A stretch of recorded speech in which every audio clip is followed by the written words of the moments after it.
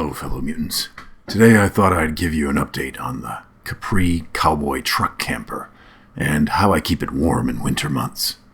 If you enjoy a little survival tools talk and have been waiting for a long-term update on the Cowboy, then saddle up.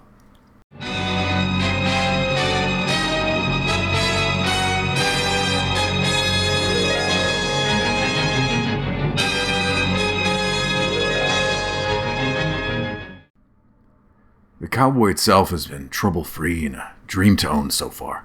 People still come up to me and ask to see inside, and I try to keep it clean and stocked with useful items, so we end up using it regularly.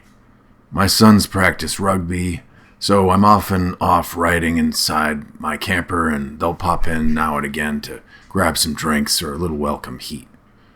Speaking of heat, over the summer, I saw a sale on a survival supply site. I believe it was My Patriot Supply for the Vesta heater, selling far below its usual price.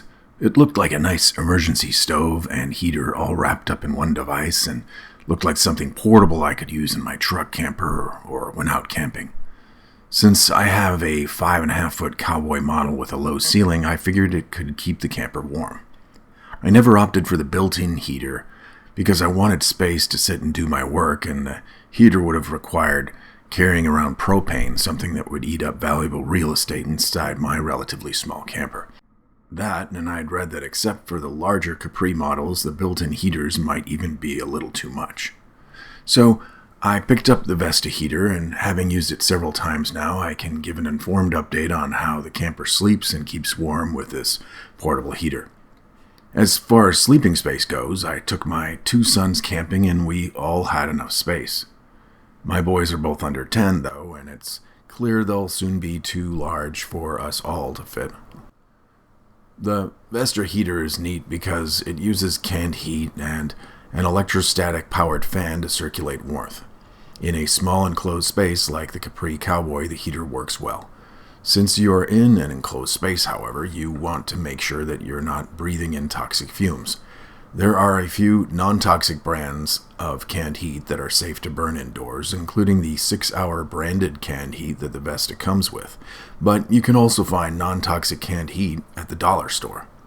For heating the inside of your camper, the dollar store canned heat does well and lasts all night.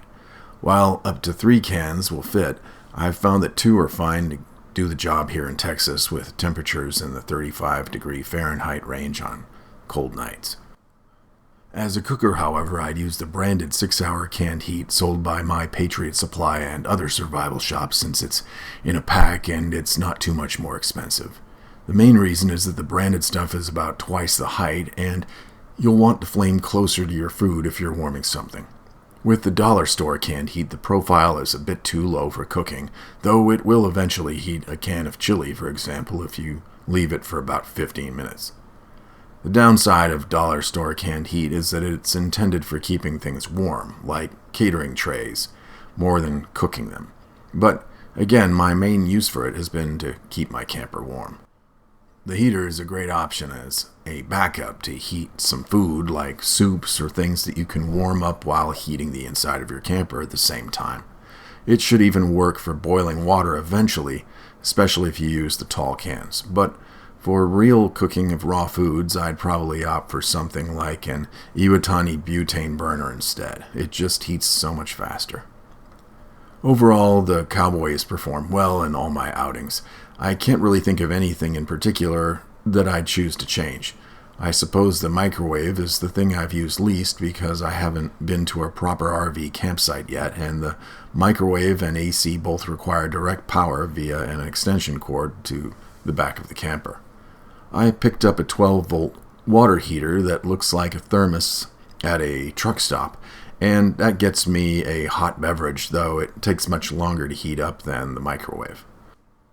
I look forward to a campsite visit.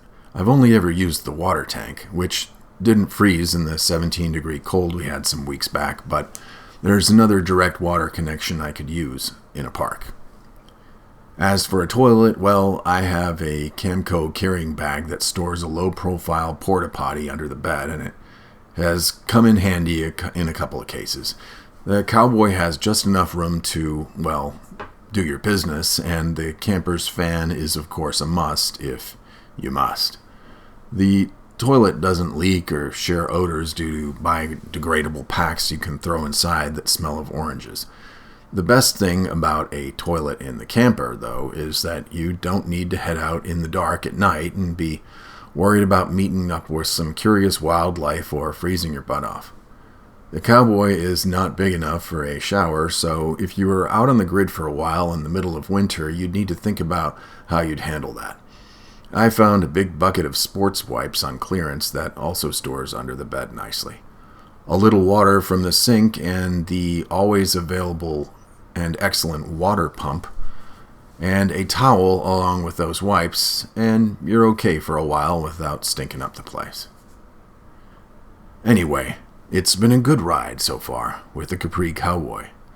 I'll take some more video next time I'm out on one of my plots of land near Sierra Blanca. Until next time, it's Copper Mutant, signing out.